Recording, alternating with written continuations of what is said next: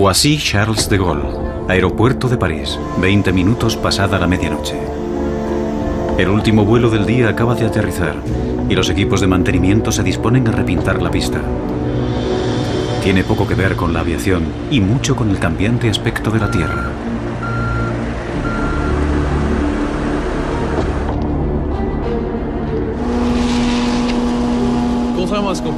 La mayoría de la gente no sabe que los números asignados a las pistas no se eligen al azar. Tienen una razón de ser. El número de cada pista corresponde a su rumbo magnético. Y tienen que cambiarse periódicamente porque en el polo norte magnético se desplaza hacia el norte real y la brújula del avión señala al norte magnético.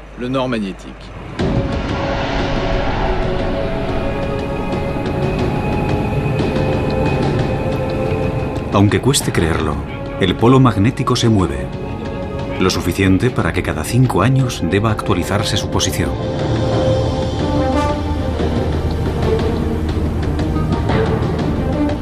Un selecto y audaz grupo de científicos viaja al Ártico y a su glacial océano para determinar exactamente dónde está el polo. 2 veteranos científicos llevan a cabo esta tarea desde hace 30 años, el geofísico canadiense Larry Nuit y el geólogo francés Jean-Jacques Orgeval. Empecé con la expedición del 73 y desde entonces he participado en todas. En el 84 estaba aquí. Encontrar el polo magnético es vital para todos los navegantes del mundo. Por extraño que parezca, la Tierra tiene 2 polos norte y ahora se encuentran a 700 kilómetros de distancia. El polo geográfico es el eje de rotación de la Tierra, pero es el polo magnético el que atrae las agujas de las brújulas y el polo que ahora está en movimiento. En esta latitud, el movimiento constante del hielo, combinado con los efectos del calentamiento global, convierte un aterrizaje en algo extremadamente peligroso. La banquisa es como un trozo de queso viejo repleto de grietas. La capa de hielo se mueve, se cierra y se abre. Cambia constantemente. Espero que el piloto encuentre un lugar seguro para aterrizar. Hace 30 años nunca veías el hielo en este estado. No había tantos agujeros. La superficie no es el único problema. Junto al polo, el campo magnético es casi vertical, lo que significa que la brújula del piloto ya no funciona. Hay que tomar el control y mantener el rumbo del avión. Se ve obligado a valerse del sol y de un antiguo sextante para orientarse. Ahora tiene que encontrar un lugar seguro en el hielo para aterrizar. El piloto acerca el Twin Otter al suelo.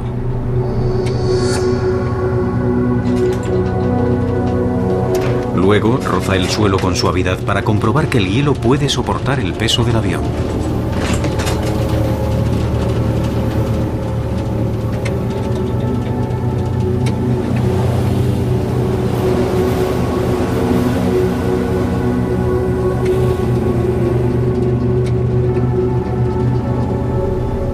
Tras varios intentos, el piloto se arriesga a aterrizar.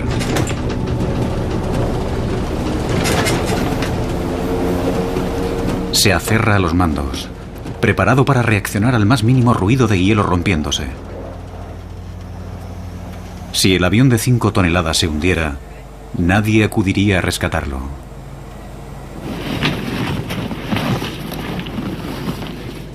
Tened cuidado con los animales de 4 patas por aquí. Yo no he visto ninguno. Pero los hay. A veces se esconden. Es un rifle del calibre 12.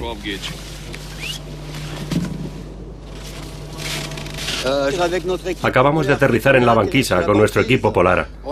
Estamos en 85 grados norte, 126 oeste. Un magnetómetro medirá la intensidad, la dirección y la inclinación del campo magnético. Este instrumento está conectado a un teodolito óptico con el que los científicos calculan su situación respecto al Sol. Está bien. Aquí arriba, la vieja y precisa brújula de Jean-Jacques Orgeval no funciona. La aguja no señala al norte real, porque aquí no hay a dónde señalar. El norte real está debajo de nuestros pies. A pesar de estar a 17 grados centígrados bajo cero, Larry Nuit va a tener que quitarse el abrigo. Y el reloj y las llaves, cualquier cosa metálica o magnética. Es la única forma de hacer una medición precisa. Esta operación se repetirá por toda la presunta región del polo. Solo entonces los dos expertos podrán determinar la posición oficial del polo magnético.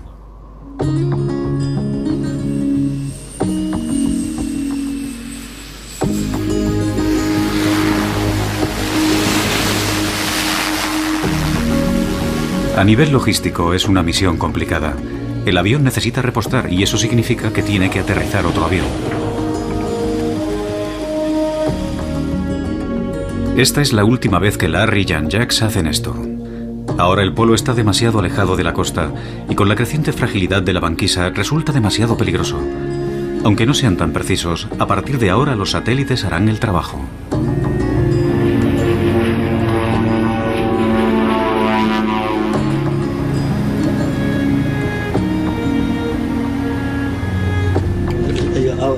Antes de 1994, el polo ya se desplazaba unos 10 kilómetros al año de forma constante. En el 94 nos dimos cuenta de que estaba empezando a acelerarse hasta unos 15 kilómetros al año. Y en 2001 descubrimos que se había acelerado hasta unos 50 kilómetros al año. 50.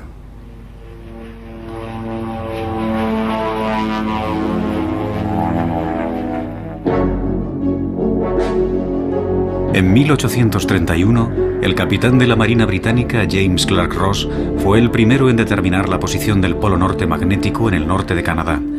Desde entonces, el polo magnético se ha desplazado, increíblemente, 2.000 kilómetros. Los nuevos cálculos demuestran que ahora se desplaza entre 55 y 60 kilómetros al año.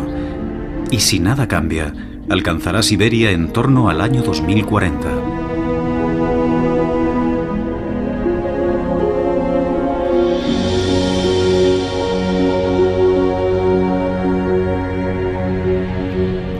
El polo magnético es, de hecho, el eje de nuestro campo magnético terrestre. A 3.000 kilómetros bajo nuestros pies gira el núcleo terrestre formado por metales líquidos, y el hierro del núcleo genera un campo magnético invisible. Aunque poca gente sea consciente de su existencia, este campo magnético tiene una gran importancia en nuestra vida diaria. La prueba más clara de su existencia puede encontrarse en las regiones polares del planeta, las auroras. Se forman cuando partículas de origen solar quedan atrapadas en el escudo magnético de nuestro planeta.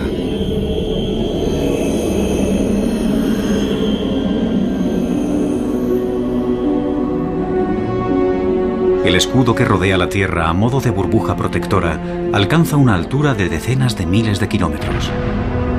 Nos protege de partículas letales procedentes del espacio exterior e incluso de nuestro propio Sol.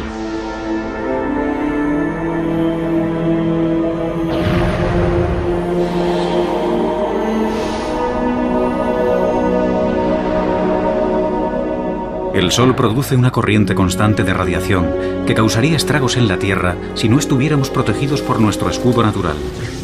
Sin el campo magnético, la atmósfera terrestre tal y como la conocemos desaparecería, y con ella cualquier forma de vida. La Tierra estaría tan muerta como Marte o la Luna, ninguna de las cuales tiene un campo magnético.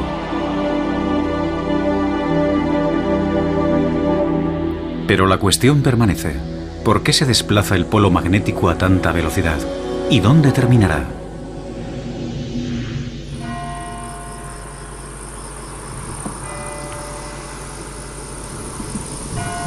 Algunas respuestas a estas preguntas podrían encontrarse en el sur de Francia, a 40 kilómetros al norte de Aix-en-Provence, en el apartado y casi oculto pueblo de Cadarache.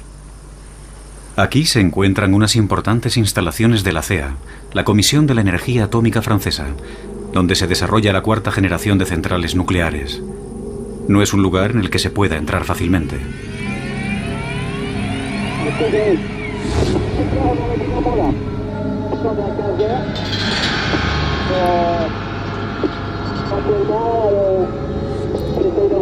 En este centro intentan comprender qué es lo que pasa a miles de kilómetros bajo nuestros pies.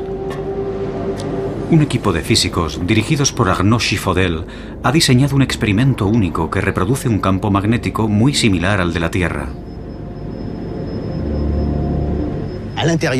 En el interior hay un metal líquido, es sodio. Es un metal muy ligero y un excelente conductor eléctrico. Debajo de estas campanas hay dos conductos, uno a cada lado, que conectan las turbinas del cilindro. Una gira en una dirección y la otra en la dirección opuesta, y producen muchísima energía. Ponen el fluido en movimiento, agitándolo como si fuera una batidora gigante. En determinadas condiciones, las turbulencias generan un campo magnético de la misma forma que el movimiento en el núcleo terrestre crea el campo magnético que mueve la aguja de tu brújula.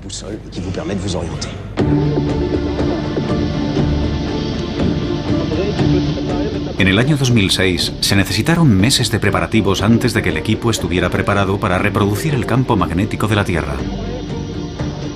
Es un experimento muy peligroso. El sodio líquido en el interior de las turbinas es muy inestable, explota en contacto con el agua y se incendia si es expuesto al aire.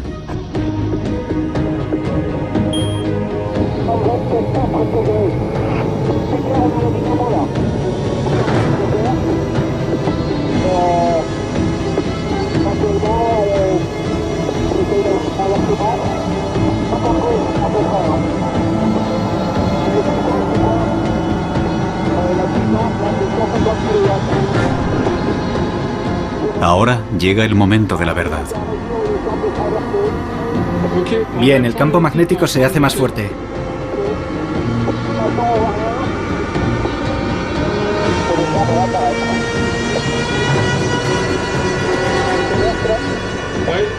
Acaba de empezar.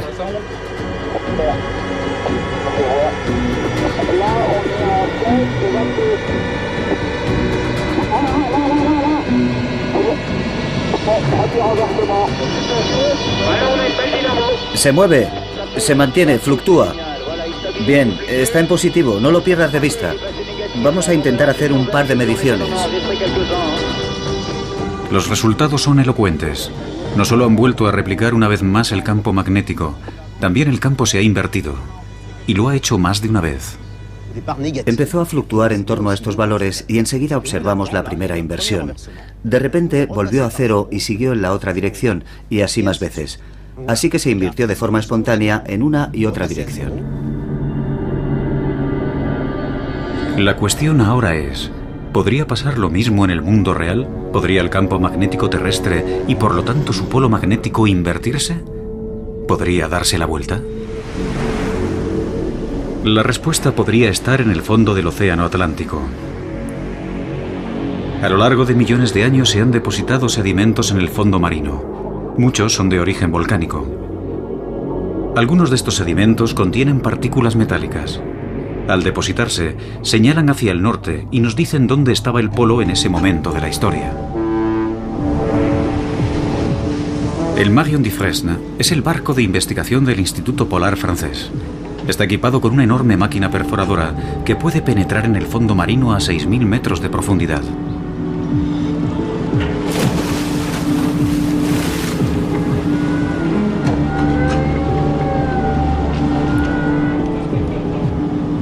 Más de 40 científicos están aquí, en mitad del océano, extrayendo muestras del fondo marino que tienen millones de años de antigüedad.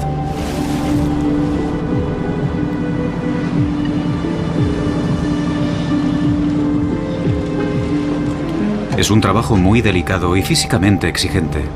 Cada hora, la perforadora saca a la superficie pequeñas secciones del lecho marino. Los científicos creen que estas muestras podrían haber registrado la posición del polo magnético a través del tiempo geológico.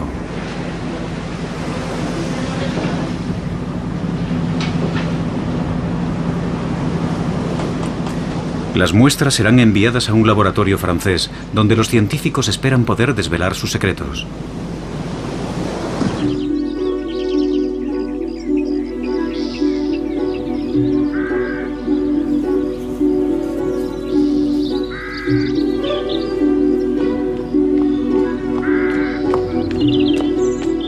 Catherine Kissel trabaja aquí, en este castillo del siglo XVIII de Gif-sur-Yvette, al sudoeste de París, un elegante campus del Centro Nacional de Investigación de Francia. Hoy es un día importante para ella y su equipo. En unos instantes por fin empezarán a analizar las muestras de las profundidades marinas de la expedición atlántica.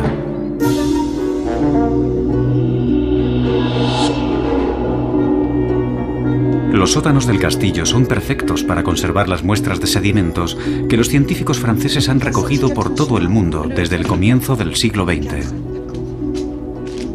Vamos a abrirlo.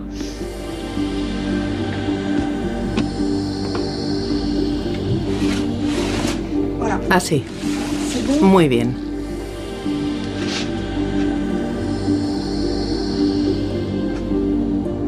Los sedimentos son cuidadosamente cortados e introducidos en una máquina que medirá las propiedades magnéticas de las muestras.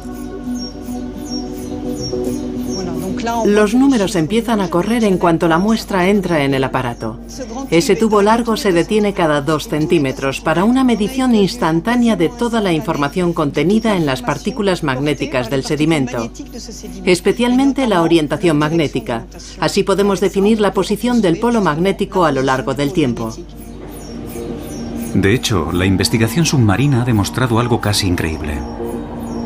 El análisis de los sedimentos marinos demuestra que el polo norte magnético no solo se ha movido, también se ha invertido por completo. Actualmente los científicos creen que a lo largo de 250 millones de años, los polos se han invertido completamente más de 300 veces. En una sección como esta, a veces detectamos una inversión de los polos. En un extremo del testigo, todas las partículas señalan en una dirección, por ejemplo, el polo norte, y en el otro extremo señalan al sur.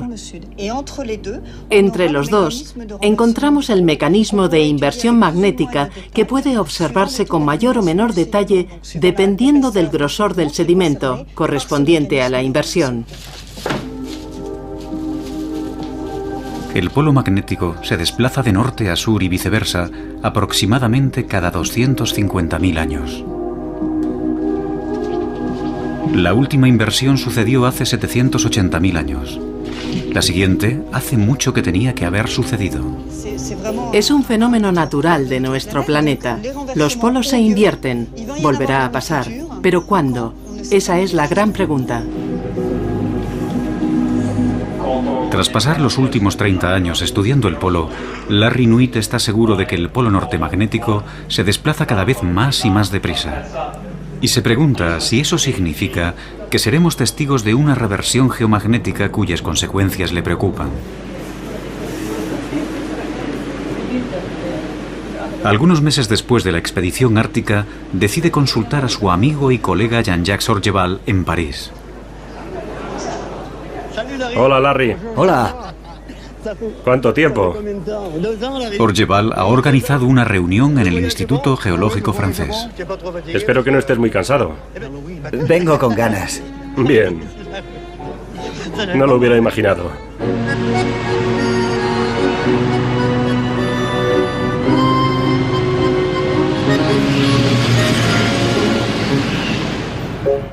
Hace más de un siglo que los científicos estudian aquí el núcleo magnético terrestre. Hola, Larry. ¿Cómo te va? No me va mal. ¿Qué tal el vuelo? El geofísico Gauthier Hulot es el especialista en la materia más respetado. Hola, ¿qué tal? ¿Todo bien? Sí, todo bien. Bueno, ya estamos aquí. Bien, muchas gracias.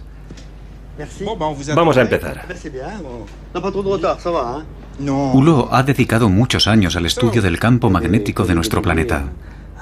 Él sabe mejor que cualquiera lo que sucedería si se produjera una reversión geomagnética. El campo magnético disminuye. Cada vez es más débil y menos bipolar. Se está produciendo una reversión. Existe un momento en la vida de un campo magnético en el que el campo magnético no tiene solo dos polos, uno norte y otro sur. Tiene muchos polos y no es tan fuerte. Cuando la gente piensa en una inversión de los polos, imagina que el norte magnético empieza a desplazarse hacia el sur y que el polo sur magnético empieza a desplazarse al norte. Lo que sucede en realidad es que el campo magnético se debilita hasta tener solo un 10% de su fuerza actual, y cuando eso sucede, el campo magnético se hace cada vez menos bipolar. Eso significa que en la superficie terrestre aparecen numerosos polos magnéticos, varios polos norte magnéticos y varios polos sur magnéticos, y todos esos polos comienzan a moverse y a entrecruzarse en un complejo baile. El baile solo termina cuando el campo magnético vuelve a fortalecerse. A medida que se fortalece, los polos magnéticos se funden gradualmente hasta que volvemos a tener una situación bipolar, con un polo norte magnético y un polo sur magnético. Cuando el proceso de la reversión geomagnética se produzca, podría durar miles de años. Durante ese tiempo, el escudo magnético será como un colador para los rayos cósmicos. ¿Qué será de nosotros cuando perdamos la mitad o más del escudo que protege a nuestro planeta?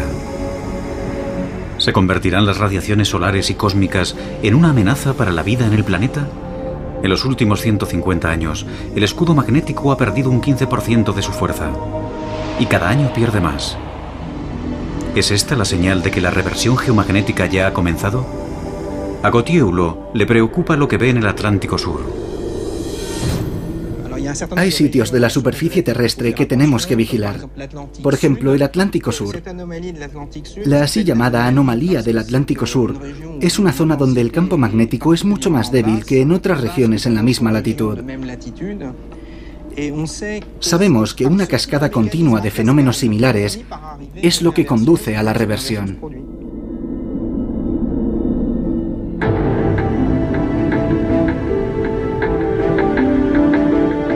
Nuestro polo errante está reduciendo la fuerza de nuestro escudo magnético y los científicos controlan el campo magnético cada día. Larry Nuit y sus colegas científicos de todo el mundo vigilan atentamente la actividad solar y cualquier fluctuación en el campo magnético. Es la llamada Red Intermagnet, que significa Red Internacional de Observatorios Magnéticos en Tiempo Real. En Canadá, los datos de Intermagnet llegan al laboratorio geomagnético, situado cerca de la capital, Ottawa. Aquí es donde Larry trabaja. Hay actividad intensa por encima de 900. Eso es mucho. Sí. ¿Y la velocidad del viento solar? La verdad es que es muy alta. No sé qué deberíamos hacer. Esto es muy importante. Creo que será mejor que emitamos una alerta. Es lo bastante fuerte como para afectar a los sistemas eléctricos y a todos los demás. Larry y otros han observado que a medida que el campo magnético se debilita, somos más vulnerables a la radiación procedente del Sol. El Sol nos lanza constantemente partículas cargadas y de vez en cuando se produce una erupción solar y muchas partículas cargadas de energía chocan contra el escudo magnético terrestre, haciendo que oscile o vibre o que cambie con mucha rapidez.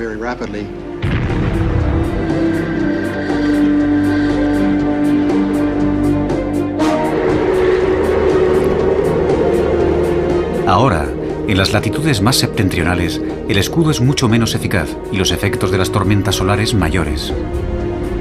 1994. La actividad solar daña un satélite canadiense, el Anique 2, interrumpiendo todas las comunicaciones en el norte de Canadá. 1989. Una tormenta solar provoca un apagón eléctrico en la provincia de Quebec. Debido a su proximidad al polo magnético, este sistema es muy sensible a las tormentas solares y a las variaciones en el campo magnético. En el oeste de Canadá, los oleoductos, vitales para la industria del petróleo y del gas, son sensibles al campo magnético terrestre. Sin la protección plena del escudo magnético, podrían producirse sobrecargas eléctricas, vertidos de petróleo, incendios y explosiones. Se podría pensar que en la época del GPS no tenemos que preocuparnos por orientarnos con el magnetismo, pero el sistema GPS depende de los satélites y estos son vulnerables a las tormentas solares. Cuando se producen, los errores de cálculo llegan a alcanzar los 100 metros. Son malas noticias también para la industria de la perforación en alta mar, que precisa datos de posicionamiento exactos para mantener las plataformas en su lugar.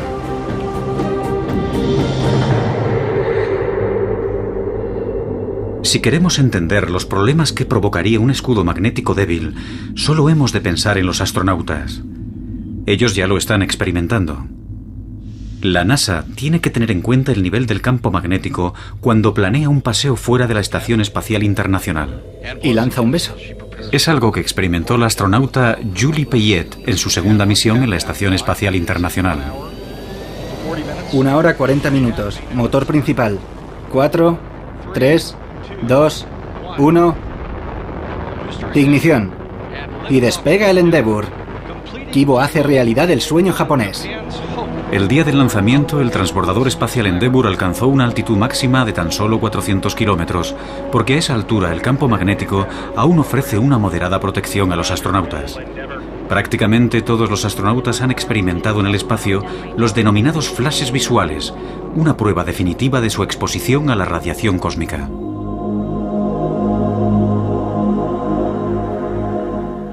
Debes mantener los ojos cerrados y adaptarte un poco en la oscuridad antes de poder percibir esos flashes de luz pasando por delante de tus ojos.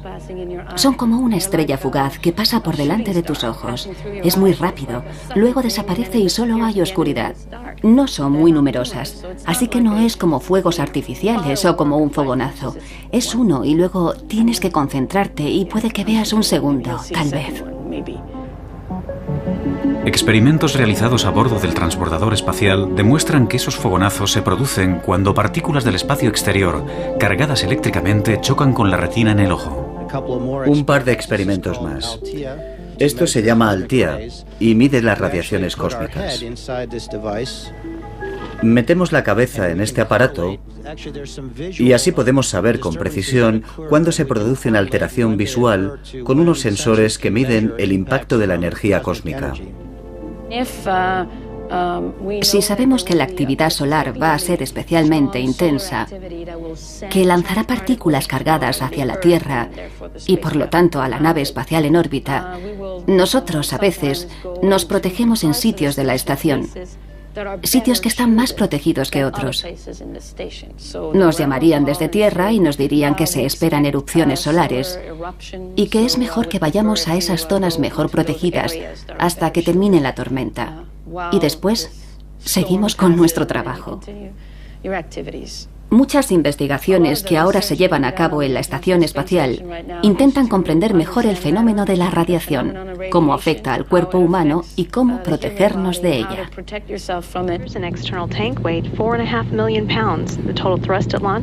Uno de los grandes retos de una misión tripulada a Marte es proteger a los astronautas de las radiaciones cósmicas durante los largos meses de viaje. Si se produjera una tormenta solar fuerte, los astronautas podrían morir. Los rayos cósmicos pueden penetrar prácticamente todas las superficies y atravesar el cuerpo humano. En contacto con una célula, podría atravesarla sin producir ningún efecto, matarla o provocar que la célula mute y se convierta en cancerosa. Los científicos creen que los rayos cósmicos también podrían dañar o afectar los circuitos de los ordenadores de una nave espacial. Por esa razón, el transbordador espacial lleva 5 ordenadores que trabajan en paralelo y votan democráticamente para decidir qué información es correcta. Si el campo magnético deja de proporcionar la protección adecuada, tendrán que adoptarse medidas similares aquí en la Tierra para los aviones y los sistemas informáticos.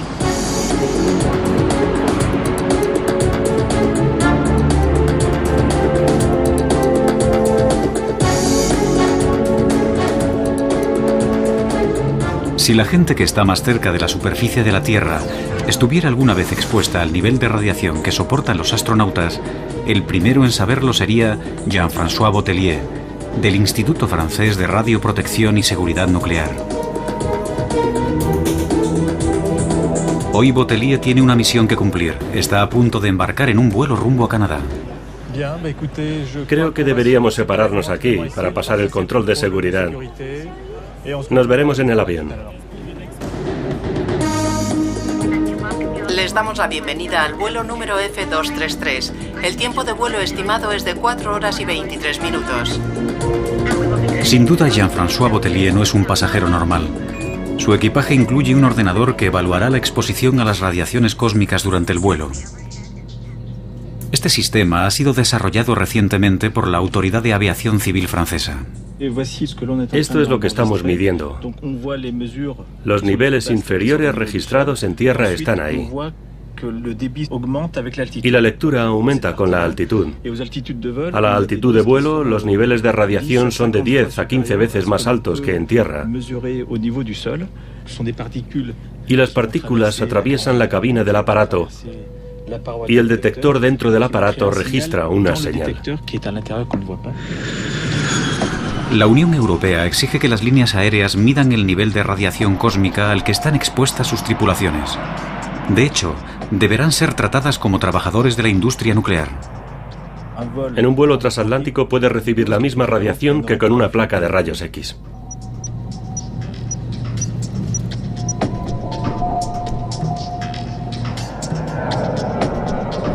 Si el campo magnético se debilita, tendremos menos protección y las radiaciones cósmicas aumentarán tanto en la Tierra como en el aire.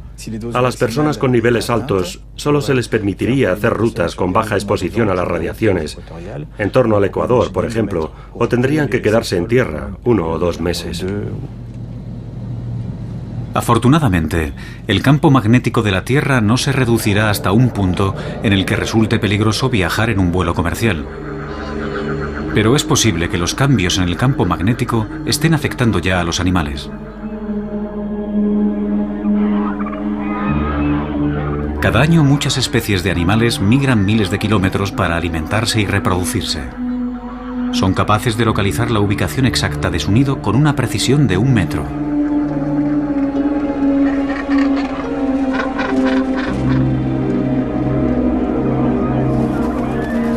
Los científicos estudian la importancia del campo magnético en el asombroso sentido de la dirección de algunas especies. En las Islas Gloriosas, frente a las costas de Madagascar, en el Océano Índico, el biólogo del CNRS, Simon Benamou, estudia la conducta de las tortugas marinas.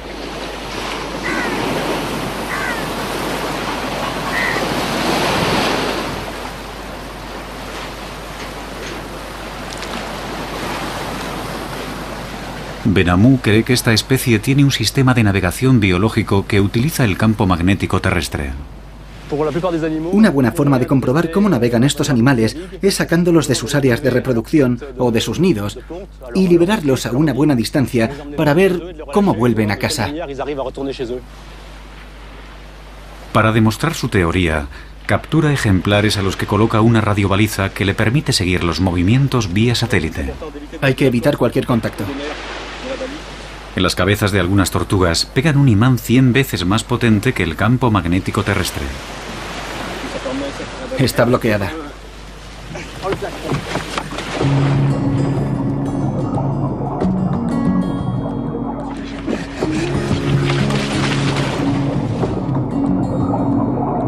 Los próximos meses seguirán a las tortugas para comprobar si son capaces de encontrar el camino de vuelta a casa. Las tortugas llevan en la Tierra mucho más tiempo que los humanos. Pero también nosotros hemos estado sometidos a las idas y venidas del escudo cósmico en sus constantes vagabundeos. Puede que el polo no se haya invertido totalmente muchas veces a lo largo de la historia del hombre, pero según Catherine Kissel, sí ha hecho largas excursiones.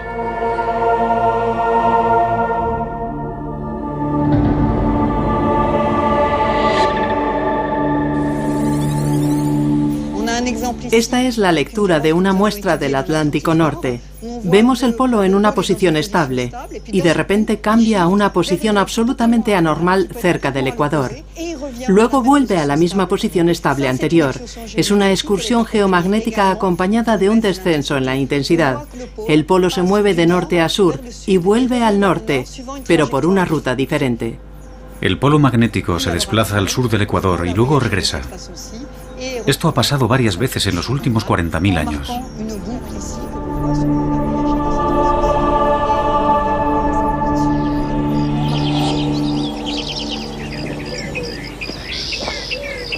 Pero no es necesario retroceder decenas de miles de años para encontrar evidencias de que la intensidad del campo magnético ha experimentado cambios.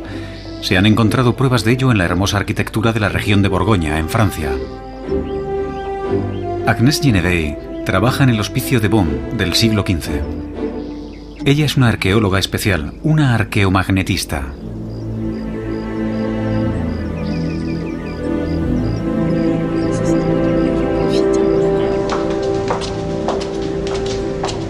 Hoy tiene una reunión con Bruno François, el conservador del museo.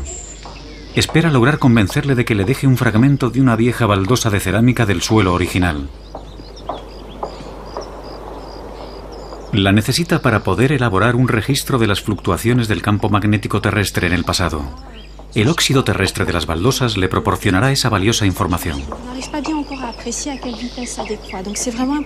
Es un punto de referencia crucial. Intentamos determinar la intensidad del campo magnético congelado en estas baldosas cuando fueron fabricadas, entre 1448 y 1452.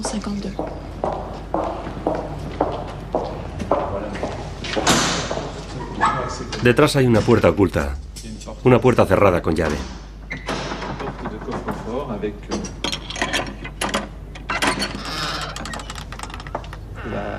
Esta es la famosa habitación con el suelo de baldosas original. Una se ha despegado. Puedes ver la calidad del material. Es maravillosa. Es perfecta para nuestro análisis. Es maravilloso. Vamos a salir.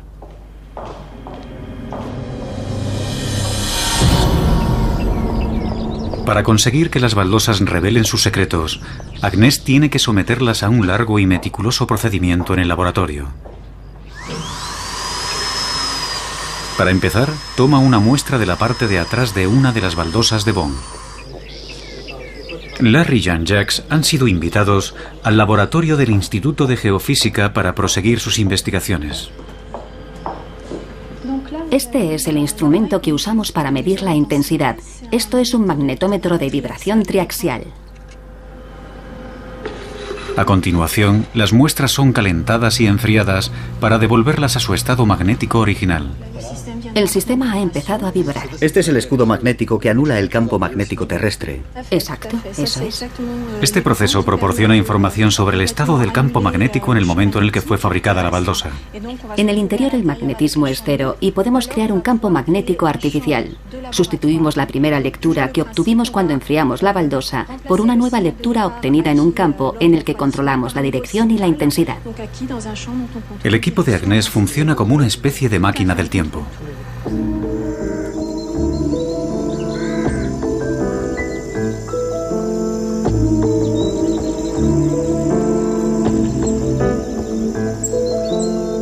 Agnès lleva a Larry y Jean-Jacques a conocer a su colega de investigación, Yves Gallet.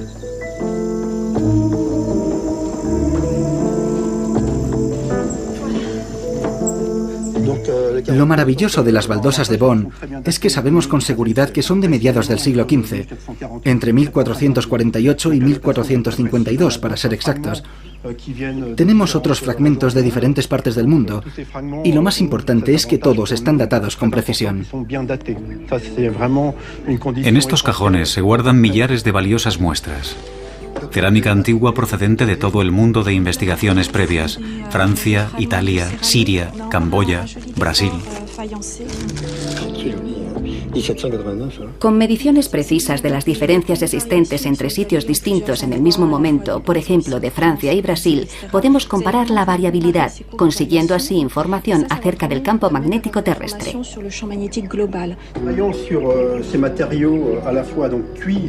Los resultados de la comparación de fósiles magnéticos son sorprendentes. Demuestran que las variaciones en la intensidad del campo magnético durante el último milenio coinciden con cambios climáticos bruscos. Agnès e Yves van un paso más allá. En una teoría que aún ha de ser demostrada, se preguntan si los cambios en la intensidad magnética y los cambios climáticos asociados podrían haber determinado el curso de la historia. Muchos investigadores creen ahora que la caída de algunos de los imperios más grandes del mundo podría estar relacionada con fenómenos climáticos como las sequías. Esos cambios habrían causado hambrunas, la dispersión de la población y finalmente crisis políticas. La relación entre el clima y el campo magnético abre nuevas y fascinantes perspectivas en la historia antigua, especialmente en los momentos de transición, cuando unas sociedades desaparecían de la noche a la mañana mientras que otras florecían. En el Oriente Medio, el imperio acadio del antiguo Egipto cayó en torno al año 3000 a.C. Y en Centroamérica, en Yucatán, la civilización maya desapareció en torno al año 1000 después de Cristo. Agnès e Yves creen que los cambios climáticos están conectados con las variaciones del campo magnético. Pero la cuestión es, ¿cómo están conectados? Tal vez la respuesta se encuentre en la formación de las nubes. La abundancia de nubes hace que la temperatura de la Tierra disminuya, ya que las nubes reflejan la luz del Sol. Por la misma lógica, la ausencia de nubes hace que la temperatura aumente. El campo magnético terrestre podría haber desempeñado un papel importante en las variaciones en la formación de nubes, y el grado de nubosidad podría haber causado fluctuaciones climáticas rápidas en los últimos 1000 años.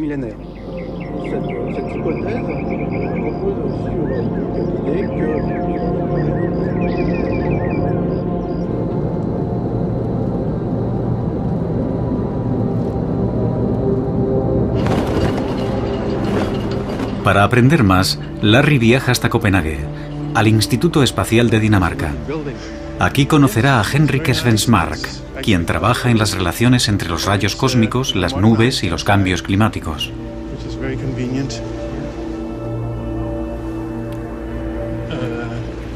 Por aquí. ¿Es aquí?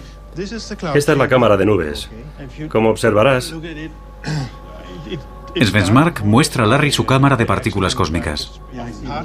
las partículas caen y... La idea fundamental es que los rayos cósmicos que entran en la atmósfera ayudan a formar nubes. Nubes normales.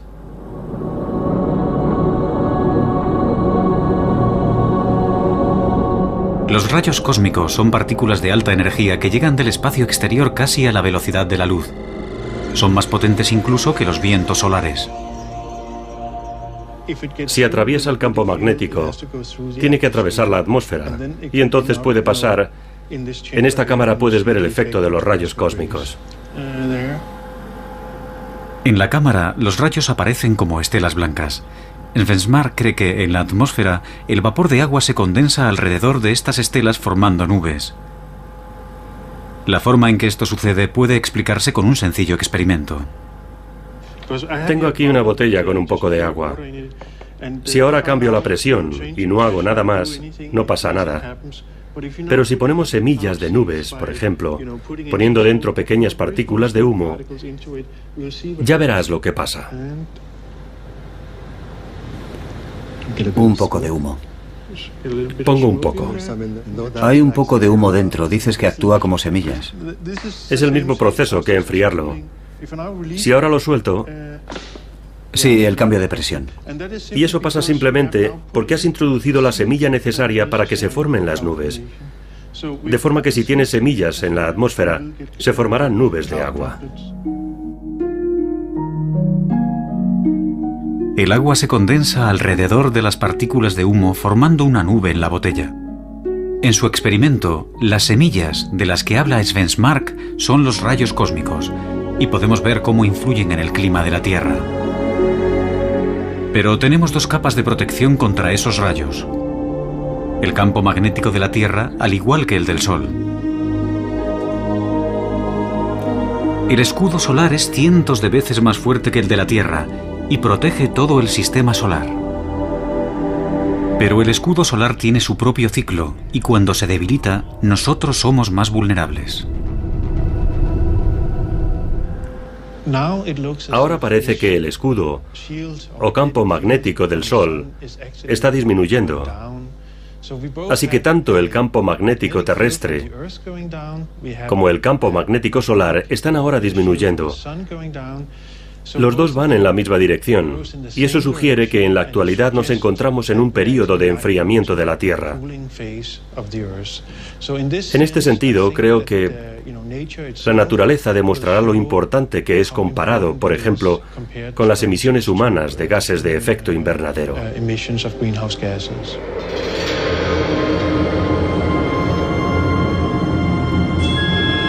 Pero cualquier teoría que afirme que la Tierra puede estar enfriándose y calentándose al mismo tiempo es altamente polémica, especialmente considerando que la actividad magnética del Sol no es algo que los climatólogos relacionen con el cambio climático. Podría ser que el debilitamiento de los campos magnéticos esté causando un enfriamiento de la Tierra y las emisiones humanas estén produciendo un calentamiento y que estemos en una competición por ver cuál es el más fuerte.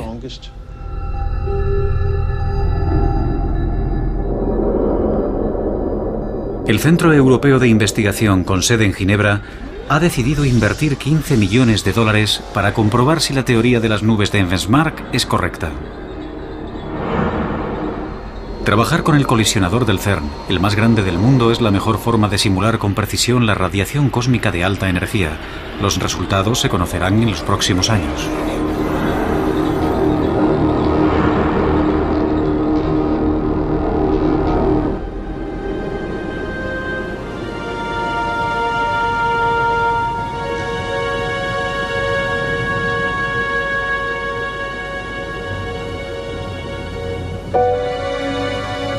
¿Y qué ha sido de las tortugas de Simón Benamou?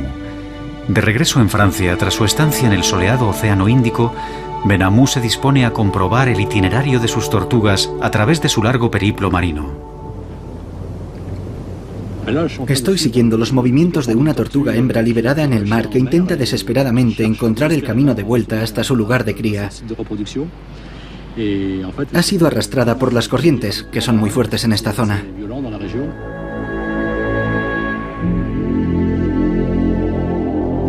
Para su sorpresa, pocos meses después, las tortugas terminaron encontrando el camino. La sacamos de su nido donde puso sus huevos, la subimos a un barco y la soltamos en alta mar. Le costó 2 meses encontrar el camino de vuelta. No había comido, así que estaba deseando volver a esta isla para poner sus huevos.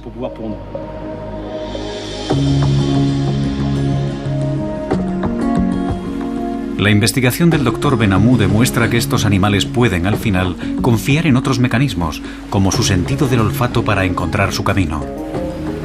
Es un resultado tranquilizador, porque las tortugas se encuentran entre las especies más antiguas del planeta. Las tortugas ya han sobrevivido anteriormente a muchas reversiones geomagnéticas.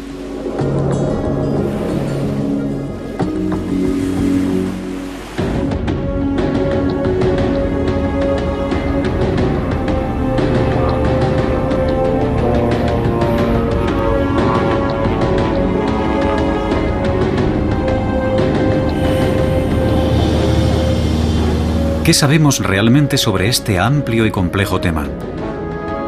Sabemos que el polo magnético se desplaza. Los científicos están seguros de que los polos se han invertido cientos de veces en el pasado y que volverá a pasar de nuevo en el futuro. ¿Qué efectos tendría un periodo de inestabilidad magnética en el mundo? Un escudo magnético más débil podría causar un aumento en la incidencia del cáncer, ya que nuestro ADN habría de soportar más daños de los rayos cósmicos.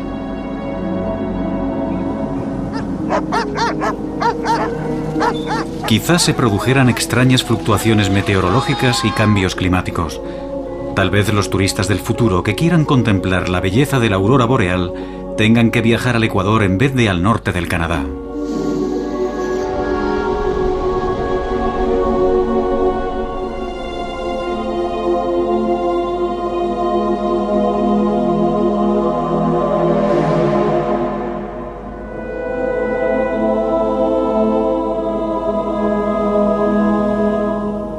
Lo que no sabemos es cuándo ocurrirá.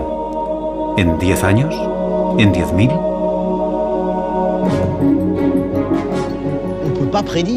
Es impredecible. Estoy aquí y realmente no puedo decir si va a ascender hasta arriba en pocos segundos o si descenderá por debajo de ese valor. Al final, cuando se trata de campos magnéticos, hemos de ser humildes ante algo cuya escala está muy lejos de nuestro alcance. Hemos comprendido que es imposible predecir la próxima reversión. Podemos observar el campo magnético hoy y tratar de entender por qué se debilita con tanta rapidez, pero no podemos decir con seguridad si eso conducirá a una reversión. Y por lo que sabemos, quizá nunca podamos predecir una reversión geomagnética. Sabemos que la reversión de los polos magnéticos nunca ha causado una extinción masiva. Incluso nuestro antepasado, el Homo erectus, estuvo presente en la última reversión y sobrevivió. No será el fin del mundo, tan solo el fin del mundo que conocemos. Porque en los 780.000 años desde la última reversión, nuestro mundo ha cambiado profundamente. El próximo cambio magnético tendrá lugar en un mundo en el que todos los aspectos de nuestras vidas estarán unidos a circuitos electrónicos que serán vulnerables a los bombardeos cada vez más destructivos de rayos cósmicos. Desconocemos cómo cambiará todo esto nuestro mundo. Pero un cambio en los polos magnéticos sin duda nos obligará a repensar nuestro lugar en el universo. Solo nos queda esperar estar a la altura del reto. Es maravilloso. Lo que me gusta es que me recuerda al sol de medianoche. Si fuera blanco, estaríamos en el Ártico. Sí. Es muy bello. Una forma diferente de belleza. Tout le travail des hommes pour bâtir une ville comme ça et d'arriver là par ce voyage de l'Arctique à ici, ça fait 7000 km d'arriver de l'Arctique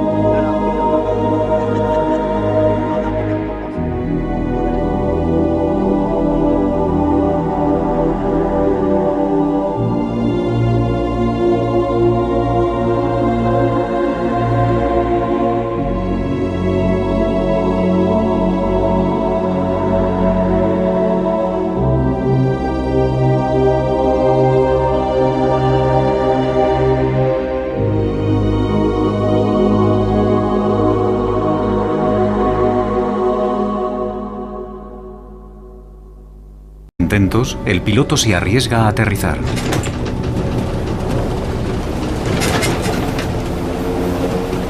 Se aferra a los mandos, preparado para reaccionar al más mínimo ruido de hielo rompiéndose. Si el avión de 5 toneladas se hundiera, nadie acudiría a rescatarlo.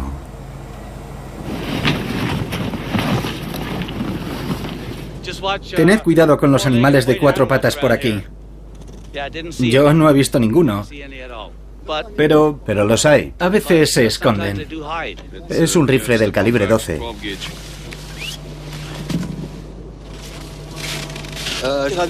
Acabamos de aterrizar en la banquisa con nuestro equipo polar. Estamos en 85 grados norte, 126 oeste. Un magnetómetro medirá la intensidad, la dirección y la inclinación del campo magnético. Este instrumento está conectado a un teodolito óptico con el que los científicos calculan su situación respecto al Sol. Está bien.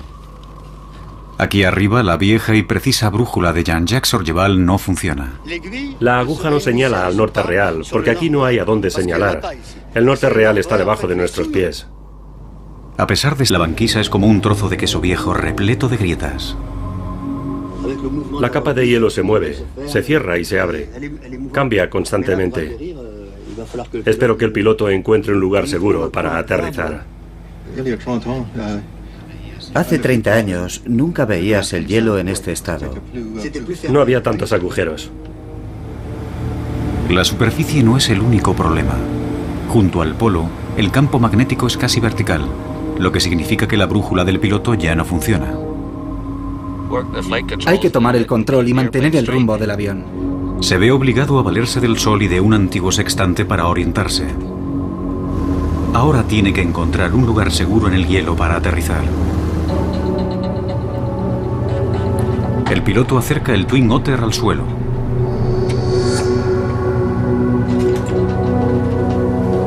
Luego roza el suelo con suavidad para comprobar que el hielo puede soportar el peso del avión.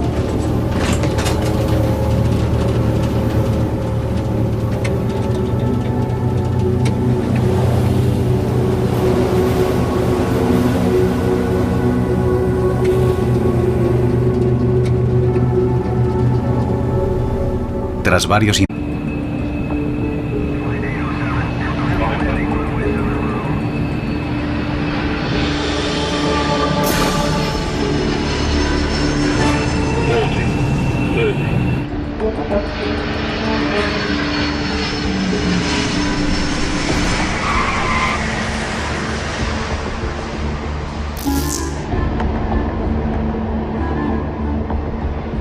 Roissy-Charles de Gaulle, aeropuerto de París, 20 minutos pasada la medianoche. El último vuelo del día acaba de aterrizar y los equipos de mantenimiento se disponen a repintar la pista. tiene poco que ver con la aviación y mucho con el cambiante aspecto de la Tierra.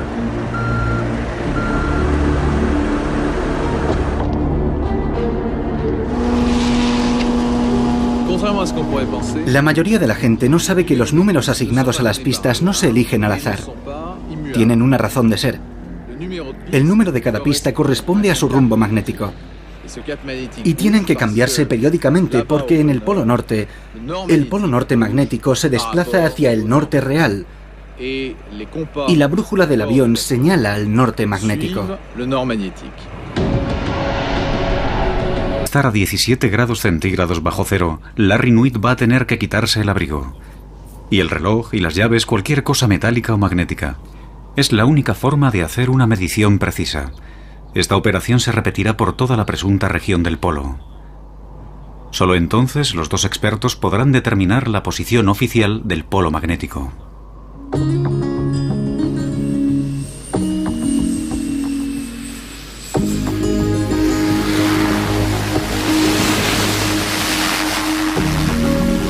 A nivel logístico es una misión complicada. El avión necesita repostar y eso significa que tiene que aterrizar otro avión. Esta es la última vez que Larry y Jean-Jacques hacen esto. Ahora el polo está demasiado alejado de la costa y con la creciente fragilidad de la banquisa resulta demasiado peligroso. Aunque no sean tan precisos, a partir de ahora los satélites harán el trabajo.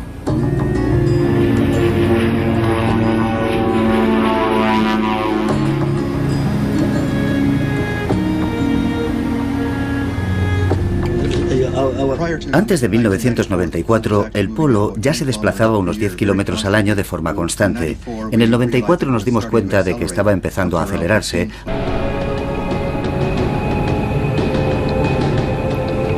Aunque cueste creerlo, el polo magnético se mueve.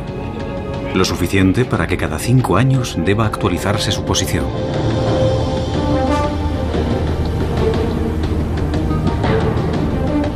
Un selecto y audaz grupo de científicos viaja al Ártico y a su glacial océano para determinar exactamente dónde está el polo. Dos veteranos científicos llevan a cabo esta tarea desde hace 30 años, el geofísico canadiense Larry Nuit y el geólogo francés Jean-Jacques Orgeval. Empecé con la expedición del 73 y desde entonces he participado en todas. En el 84 estaba aquí. Encontrar el polo magnético es vital para todos los navegantes del mundo. Por extraño que parezca, la Tierra tiene dos polos norte y ahora se encuentran a 700 kilómetros de distancia. El polo geográfico es el eje de rotación de la Tierra, pero es el polo magnético el que atrae las agujas de las brújulas y el polo que ahora está en movimiento. En esta latitud, el movimiento constante del hielo, combinado con los efectos del calentamiento global, convierte un aterrizaje en algo extremadamente peligroso,